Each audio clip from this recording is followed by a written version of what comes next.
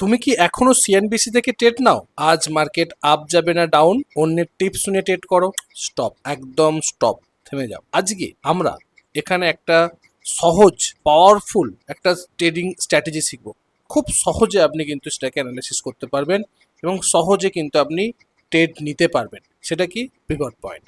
Pivot পয়েন্টের মাধ্যমে আপনি অটোমেটিক্যালি সাপোর্ট এবং রেজিস্ট্যান্স চার্টে আপনার ড্র হয়ে যাবে এবং পারফেক্টলি কিন্তু আপনি এন্ট্রিও করতে পারবেন খুব সহজভাবে।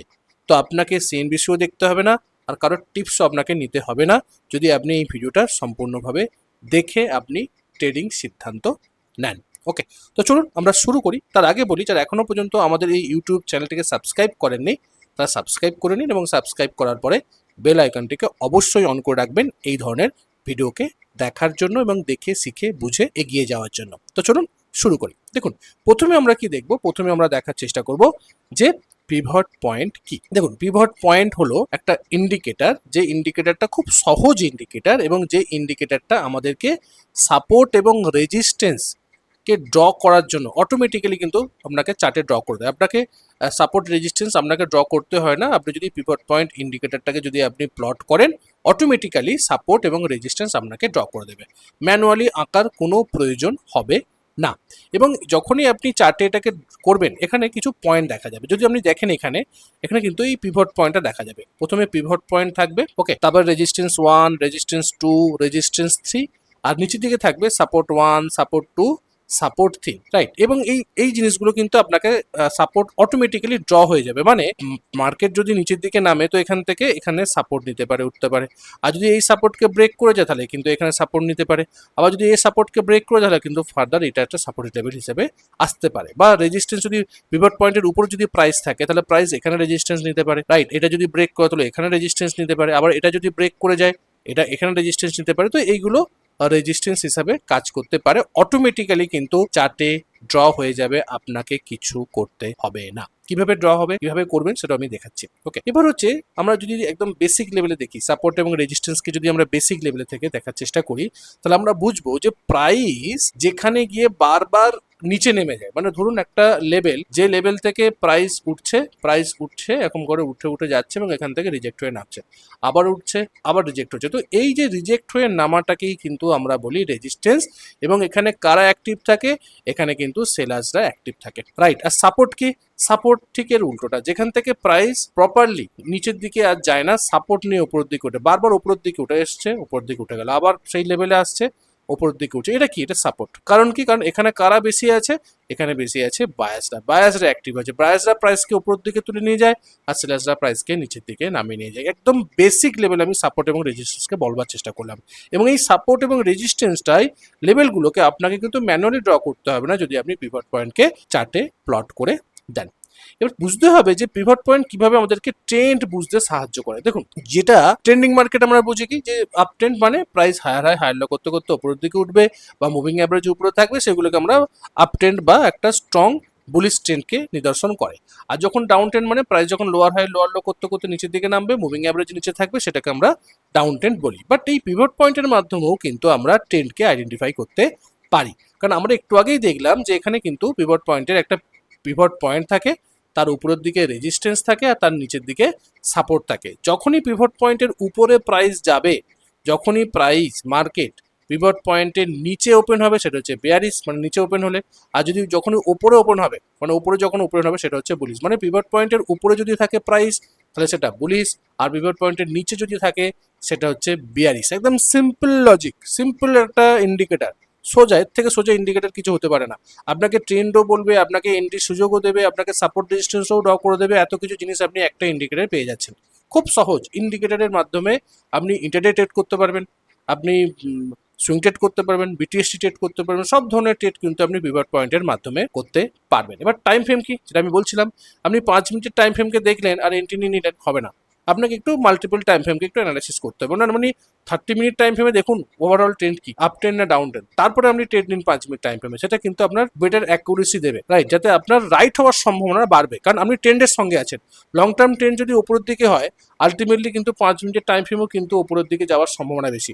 বাট লং টার্ম ট্রেন্ডে ডাউন ট্রেন্ডে আছে আর 5 মিনিট টাইম ফ্রেম আপনাকে আপনি বাই ট্রেড করছেন, পিভট পয়েন্টের উপরে উঠে গেল মানে একটা লং টার্ম আমি ট্রেড নেবো বা একটা লং ট্রেড করবো, সেটা কিন্তু হবে না। এতে কি হয়, আপনার অ্যাকুরেসি রেট নষ্ট হয়ে যায়। যদি আপনি মাল্টিপল টাইম ফ্রেমকে দেখেন তাহলে কিন্তু আপনার কি হবে, অ্যাকুরেসি রেটটা কিন্তু বাড়তে সাহায্য করবে। এবার আপনি যদি ডে ট্রেডিং করেন, মানে আপনি ইন্টারডে ট্রেড করেন, সেক্ষেত্রে আপনি 5 মিনিট, 15 মিনিট অথবা আপনি 30 মিনিটকে দেখতে পারেন।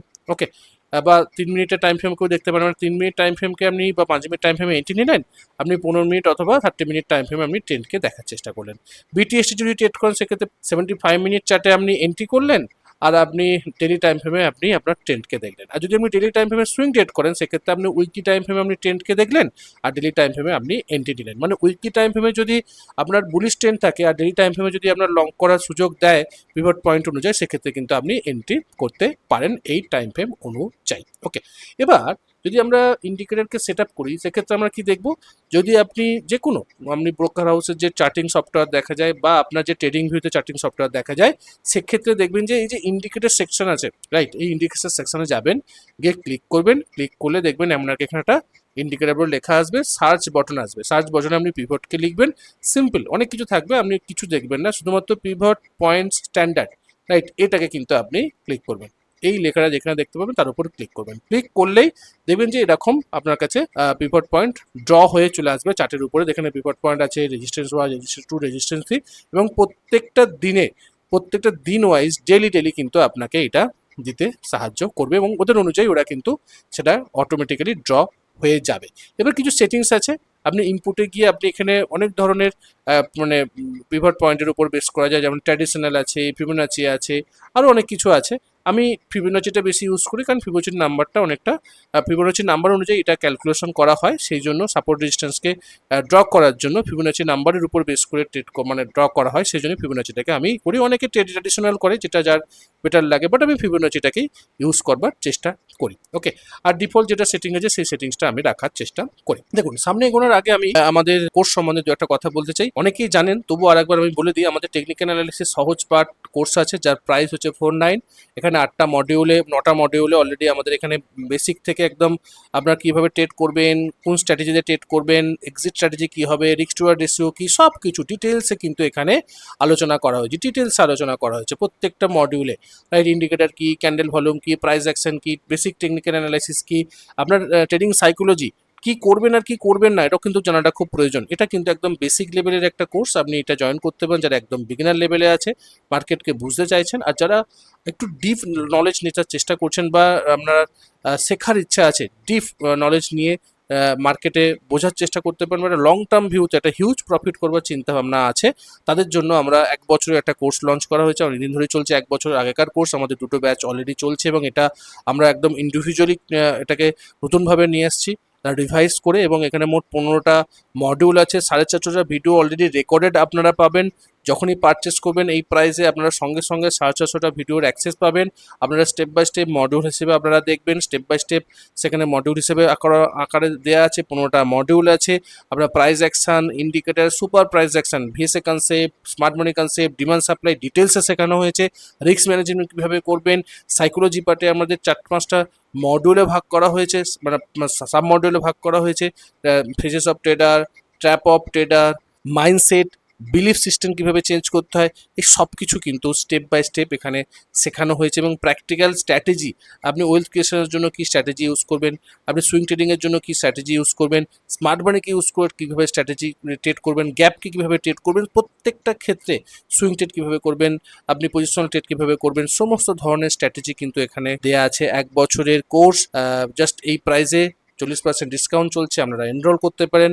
যদি এর পরেও যদি কোনো জিজ্ঞাসা থাকে আমাকে এখানে ফোন করতে পারেন। এর সঙ্গে আমি বলবো এই কোর্সে আপনি 2টো করে প্রত্যেক সপ্তাহে লাইভ ক্লাস পাচ্ছেন।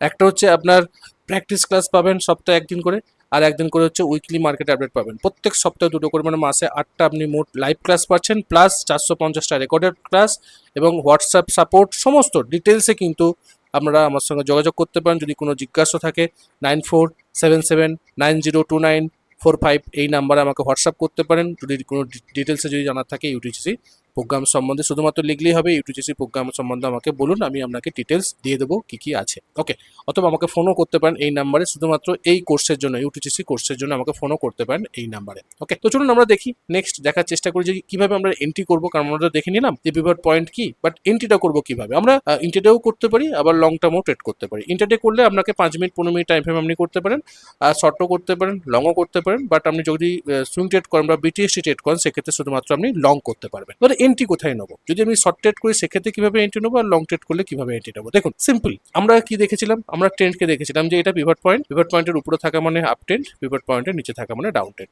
যখন ডাউন ট্রেন্ডে থাকবে সেই সময় আমরা কি করবো, সেই সময় আমরা শর্ট করবো, রাইট। আর যখনই প্রাইস উপরে থেকে আসবে মানে পিভট পয়েন্টের উপরে থাকবে তখন আমরা বাই করবো। সিম্পল সিম্পল, আর কিচ্ছু না, সিম্পল। এবার কিভাবে করবো দেখুন, আমরা যখনই পি লেভেল মানে পিভট পয়েন্টের লেভেলটা যখন ব্রেক করবে, ব্রেক ডাউন করবে নিচের দিক থেকে, ধরুন এখানে একটা রেড ক্যান্ডেল করলো, রাইট, এখন করে রেড ক্যান্ডেল করে নামলো, যখনই রেড ক্যান্ডেল করে নামলো বা ওপেনিং এর পরে রেড ক্যান্ডেল করলো প্রপারলি, তো আমরা সেই রেড ক্যান্ডেলের নিচে আমরা কি করব, আমরা আমাদের এন্ট্রি করতে পারি। ওকে, এর উপরে আমরা স্টপ লসকে প্লেস করলাম। আমাদের ফার্স্ট টার্গেট কোথায় থাকবে, ফার্স্ট টার্গেট থাকবে S1, এটা হচ্ছে আমাদের ফার্স্ট টার্গেট, রাইট। এবং এই টার্গেটে আমরা কি করতে পারি, 50% কোয়ান্টিটি বিক্রি করে দিতে পারি, বাদ বাকি 50% আমরা কি করতে পারি, নেক্সট যে সাপোর্ট লেভেল S2 তে গিয়ে কিন্তু আমরা বিক্রি করতে পারি। মানে প্রাইস নিচের দিকে নামছে, এটাতে গেল আমাদের 50% আমরা বিক্রি করে দিলাম, সেল করে দিলাম, মানে বাই করে নিলাম শর্ট সেল করলে।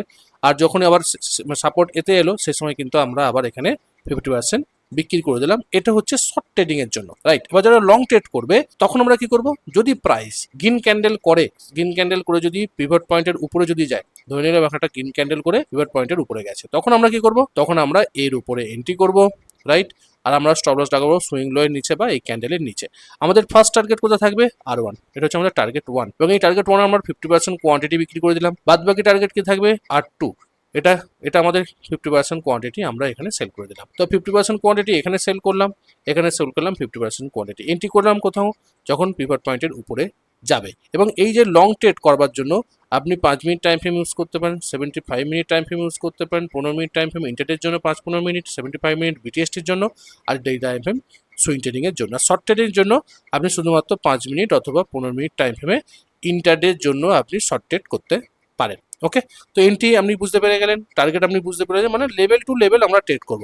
সিম্পল, সাপোর্ট টার্গেট থাকবে যদি আমরা শর্ট ট্রেড করি, আর যখনই লং ট্রেড করবো তখন আমরা রেজিস্ট্যান্স আমাদের টার্গেট থাকবে। সিম্পল একটা স্ট্র্যাটেজি, সহজ স্ট্র্যাটেজি, যদি ডিসিপ্লিন আকারে করেন তো আপনি বেস্ট রেজাল্ট এখান থেকে পাবেন। দেখুন এটা ইন্টারডের জন্য আমি দেখাচ্ছি, এটা 15 মিনিটের টাইম ফ্রেম, আপনি ইন্টারডে ট্রেড করতে পারেন 15 মিনিটের টাইম ফ্রেমে। দেখুন ইন্টারডের জন্য প্রাইস কি করলো, দেখুন একটা পি পয়েন্ট মানে আমাদের পিভট পয়েন্টের লেভেল, R1 R2 ওর উপরে আছে R3। ওকে, আর এদিকে আছে কি সাপোর্ট 1, সাপোর্ট 2, সাপোর্ট 3। দেখুন এখানে যখনই নামলো রেড ক্যান্ডেল করে নিচের দিকে নামলো, আমি কি করব, আমি এখানে এই ক্যান্ডেলের নিচে আমরা শর্ট করব।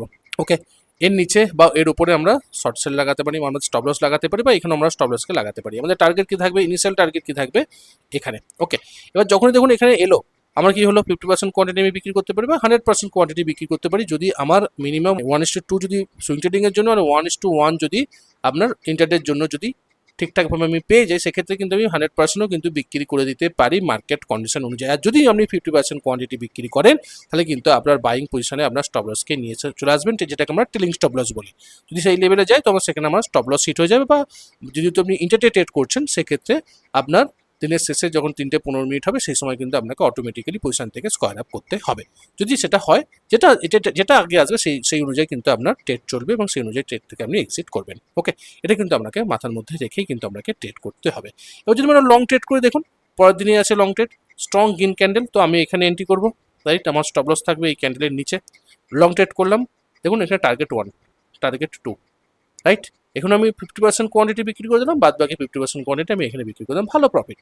একটা স্ট্রং কিন্তু মুভ আমি এখান থেকে ক্যাপচার করছি ইন্টারডের জন্য, শুধুমাত্র এই সিম্পল স্ট্র্যাটেজিটাকে দেখে 15 মিনিট টাইম ফ্রেমে। আপনি যে কোনো জায়গাতে করতে পারেন, আমি কিন্তু এখানে কোনো অপশান ফিউচারের কথা বলছি না, যে সমস্ত স্টক আছে এবং সেই স্টকের উপরেই কিন্তু আমি ইন্টারডের কথা বলছি, কোনো অপশান ফিউচারের কথা বলছি না। আমি পার্সোনালি অপশান ফিউচার করি না, স্টকের উপরে বেশি ট্রেড করি, তো স্টকের উপরে যে সমস্ত ইন্টারডে ট্রেড হয় সেগুলো কিন্তু আপনি এগুলোকে উপর করতে পারেন। ওকে, এবার চলুন বিটিএসটি ট্রেড একটা এক্সাম্পল দেখাই। বিটিএসটি ট্রেড মানে আপনি 75 মিনিট টাইম ফ্রেমে আপনি এন্ট্রি নিলেন, আপনি ডেলি টাইম ফ্রেমে অ্যানালাইসিস করলেন বা লং টার্ম ভিউতে যদি আপনি দেখেন, সেক্ষেত্রে কিন্তু আপনি 75 মিনিট টাইম ফ্রেমে আপনি এন্ট্রি করতে পারেন, যে ট্রেডটা আপনার একদিন, দুদিন, 3 দিনের মধ্যে এটা ভালো রকম প্রফিট দিয়ে দেবে। আপনারা আজকে কিনলেন, কালকে এটা ভালো রকম প্রফিট দেওয়ার সম্ভাবনা থাকবে। দেখুন, এখানে আমরা শর্ট ট্রেড করতে পারবো না, কারণ আমরা ডেলিভারি নিচ্ছি, সেক্ষেত্রে ইন্টারডে না।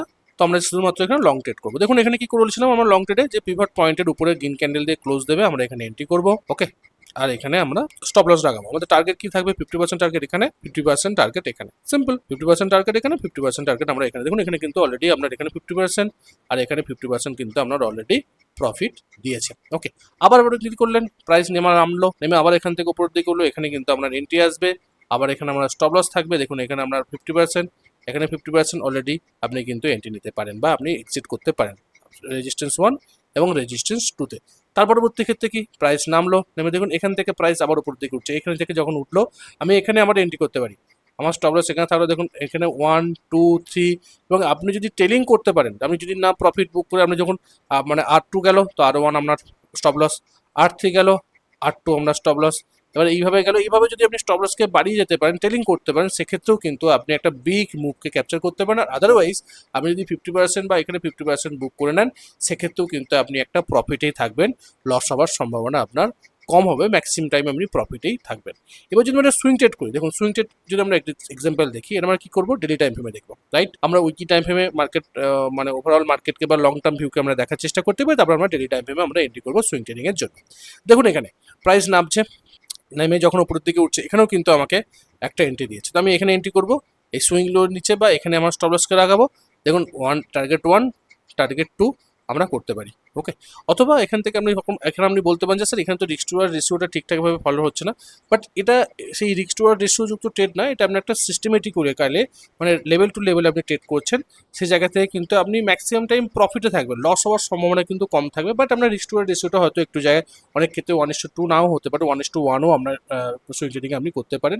সেটা যেহেতু সিস্টেমকে ফলো করছেন, সেক্ষেত্রে কিন্তু এটাকে আপনি কনসিডার করতে পারেন। ওকে, এবার দেখুন, আবার দেখুন এখানে প্রাইস নিচের দিকে নেমেছে, নেমে আবার উপরের দিকে উঠছে। দেখুন এখানেও কিন্তু আপনার একটা গ্রিন ক্যান্ডেল করে উপরের দিকে উঠেছে, এই লেভেলের উপরে আমি এন্ট্রি করব। সুইং লো হচ্ছে এইটা, দেখুন এইটুকুনি রিস্ক, আপনি কিন্তু টার্গেট 1, টার্গেট 2, টার্গেট 3 এইভাবে কিন্তু ট্রেডিং করতে পারেন, অথবা 33%, 33%, 33% করেও কিন্তু আপনি বিক্রি করে ট্রেডিং স্টপ লসের মাধ্যমে আপনার প্রফিটটাকে কিন্তু বাড়াতে পারেন।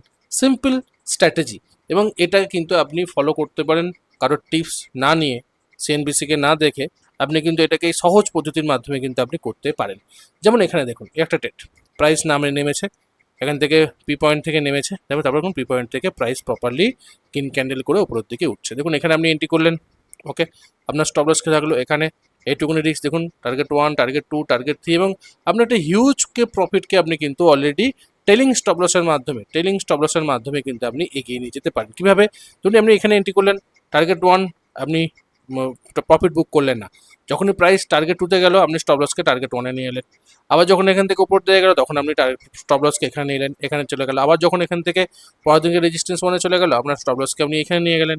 এইভাবে করতে করতে যখনই স্টপ লস আপনার নিচের দিকে নামবে, ট্রেলিং স্টপ লস হিট করবে, সেদিনকে আপনার প্রফিট আপনার বুক হবে, এবং সেটা কিন্তু একটা হিউজ পরিমাণ প্রফিট করতে আপনাকে সাহায্য করবে। ওকে, এবার দেখুন ইম্পর্টেন্ট কিছু রুলস আপনাকে জানতে হবে। সাইডওয়েজ মার্কেটকে কিন্তু কেয়ারফুলি থাকতে হবে, কারণ সাইডওয়েজ মার্কেটে এই পিভট পয়েন্ট কিন্তু কাজ করে না। আপনাকে ট্রেন্ডিং মার্কেট যখন থাকবে তখনই কিন্তু সুন্দরভাবে আপনি এই পিভট পয়েন্টের মাধ্যমে ভালো রকম একটা প্রফিট তৈরি করতে পারেন।